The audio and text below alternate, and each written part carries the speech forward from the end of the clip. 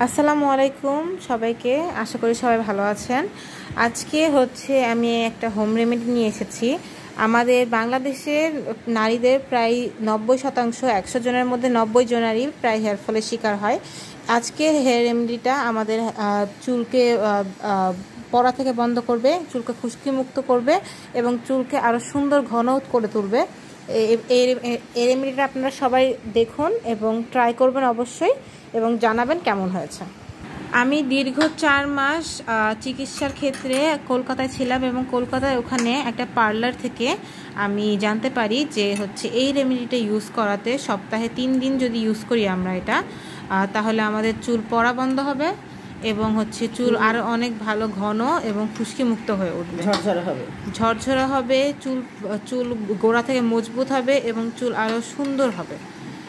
এখানে আমি প্রথমে রয়েছে চা পাতি ফোটানো পানি, তেল, শ্যাম্পু এবং কন্ডিশনার। আমি এখানে একটা বাটিতে শ্যাম্পু নিয়ে নিয়েছি অলরেডি, দেখতে পাচ্ছেন, এবং আমি এখানে এখন কন্ডিশনার দিব পরিমাণ মতো। আপনাদের চুল যতখানি বড় তত পরিমাণই দিবেন, বেশি পরিমাণ দেওয়ার কোনো মানে হয় না। আপনার চুলে যতখানি আটবে ততখানি কি দিবেন। এবং এই শ্যাম্পু আর কন্ডিশনারটা আমি ভালো করে আগে ঘুলিয়ে নিব।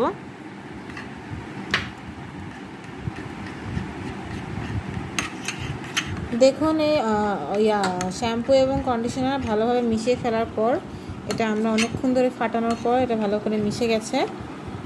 এরপর আমরা এর মধ্যে দিয়ে দিব নারিকেল তেল। আপনারা যে কোনো শ্যাম্পু, যে কোনো কন্ডিশনার এবং যে কোনো নারিকেল তেল যেটা আপনাদের বাসায় আছে সেটাই ব্যবহার করতে পারেন, কিন্তু সানসিল্ক শ্যাম্পুটা ইউজ করলে বেশি ভালো হয়। আর কন্ডিশনার তেলটা আপনি আপনাদের পছন্দ অনুযায়ী করতে পারেন। তো এখানে শ্যাম্পু, কন্ডিশনার এবং নারিকেল তেলটা ভালো করে আমরা মাখিয়ে নিচ্ছি। ফাটানো আমাদের হয়ে গেছে এবং এখানে আমাদের আগে থেকে ফুটিয়ে 4 লিটার ঠান্ডা করে রাখা রয়েছে, তার মধ্যে আমরা এই মিক্সচারটা দিয়ে দিচ্ছি।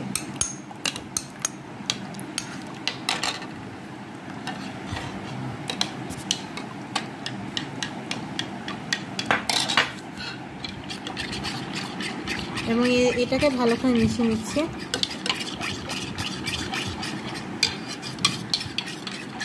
এটাকে ভালো করে ফাটানোর পর এখন আমরা এটাকে 20 মিনিট কমপক্ষে রেখে দিব।